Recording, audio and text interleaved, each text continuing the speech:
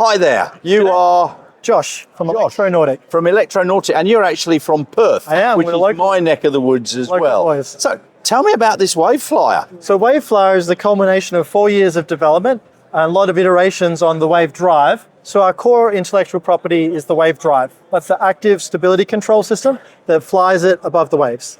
And the WaveFlyer, this Volare version, is the first iteration where we're really showcasing the sex appeal of a side-by-side roadster version.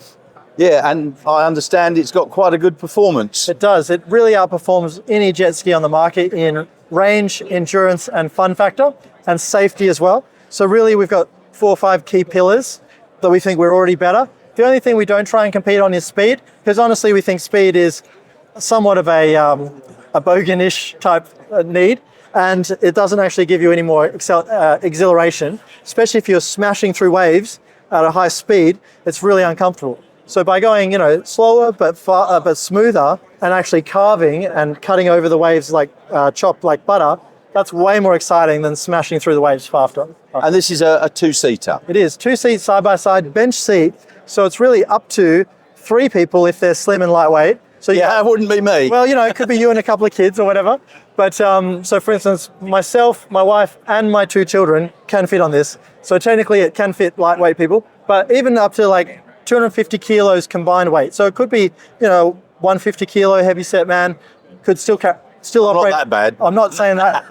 Don't let me make any judgments here, but if you have a heavy set person, they can still enjoy this. It's a nice wide bench seat. It's still more than buoyant and safe enough. So really it's flexible. It's really about inclusivity. Anyone capable of walking is capable of foiling. And it's got a range of about 100k or 4 hours. That's right, up to 4.5 hours endurance at 12 knots or 2 hours endurance at 20 knots. So if you're in a rush and you don't care about the endurance and time, then you can really get somewhere quick. But even at 12 knots, it's still the most efficient way of transporting someone across the water. Yeah, even 20 knots is pretty good speed. Plenty. Yeah. 45 k's an hour, you feel fast. And flying half a meter above the water feels really fast. Yes. Because you're like, it's like low altitude flight. And it looks quite light and easily towable. It is. It's towable very comfortably on a sub 750 kilo unbraked trailer. So that's, really the limit in Australia without braking. So that keeps the trailer cost down. It only weighs less than 200 kilos fully loaded with batteries, and then it can carry a further 250 kilos.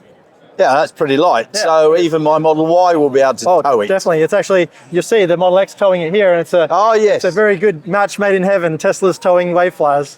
And the batteries you recharge, there's a port on the back Recharge, there. fast charge in half an hour. So we can DC fast charge these in half an hour for 4+ hours of endurance. It's a game changer. Excellent. So, thank you so much. Thank you. That's electronautic.com.au. Correct. And we have a $5,000 discount for show attendees. So hashtag fully charge 5K for a $5,000 discount if you place your reservation this weekend. $5,000 off. And they're selling out very quick. This year's production run's almost sold out. Almost sold out. So you might get it in for the Australian summer next year. Hopefully this summer. We'll see how we go. All right. Thank you Thanks very much. Cheers.